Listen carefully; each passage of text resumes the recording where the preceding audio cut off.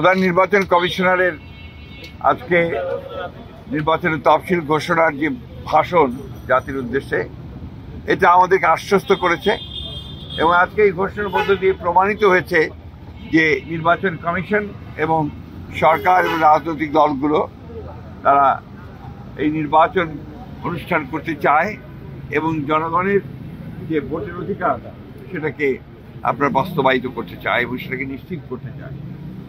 নির্বাচনের যে তফসিল ঘোষণা হয়েছে তাতে আমরা মোটামুটিভাবে সন্তুষ্ট। শব্দের একটা এদিক ওদিক থাকতে পারে, সে বিষয়গুলো আমি খুব বেশি বড় করে দেখি না।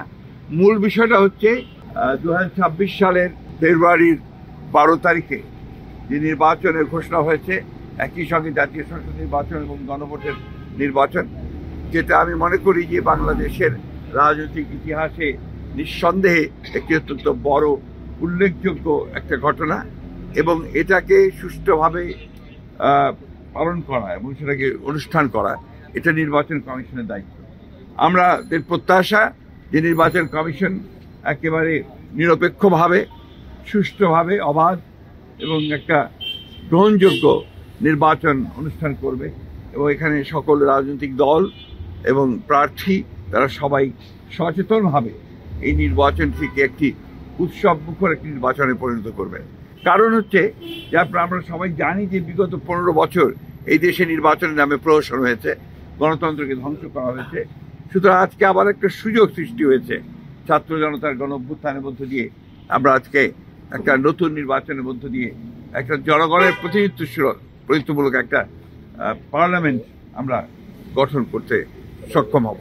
আপনারা জানেন যে প্রায় 9 মাস সংস্কার রাষ্ট্র যে সমস্ত সংস্কারের প্রয়োজন ছিল রাষ্ট্রের, সেগুলো নিয়ে রাজনৈতিক দলগুলোর মধ্যে আলোচনা হয়েছে, দীর্ঘ আলোচনা হয়েছে। অনেকগুলো বিষয়ে আমরা একমত হয়েছি, কতগুলো বিষয়ে একমত হতে পারিনি, সেগুলো গণভোটের মাধ্যমে আসবে। এবং একই সঙ্গে আমরা মনে করি যে আজকে এই নির্বাচনের মধ্য দিয়ে বাংলাদেশের গণতান্ত্রিক ইতিহাসে একটি নতুন দিগন্তের সূচনা হবে।